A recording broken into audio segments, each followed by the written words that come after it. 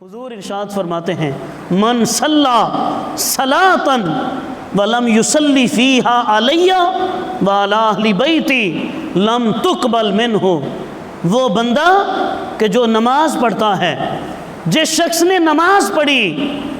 احباب اپنی اپنی نمازوں کا جائزہ لیں، فرمایا جس نے نماز پڑھی اور نماز میں مجھ پر اور میری اہل بیت پر جس نے درود نہ پڑھا، اللہ تبارک و تعالیٰ کی بارگاہ میں اس کی نماز قبول نہیں ہوتی، لم تقبل منہ،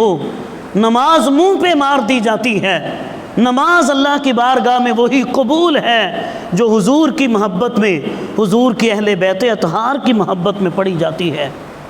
آپ لاکھ نمازیں پڑھتے رہیں، تہجد پڑھتے رہیں، اوابین پڑھتے رہیں، اشراق اور چاشت پڑھتے رہیں، لیکن جب تک امام عالی مقام کی محبت نہیں ہوگی، ہماری نمازیں بھی اللہ کی بارگاہ میں قبول نہیں ہوں گی۔ ہماری نمازوں کی قبولیت کا انحصار امام عالی مقام کی محبت پہ ہے۔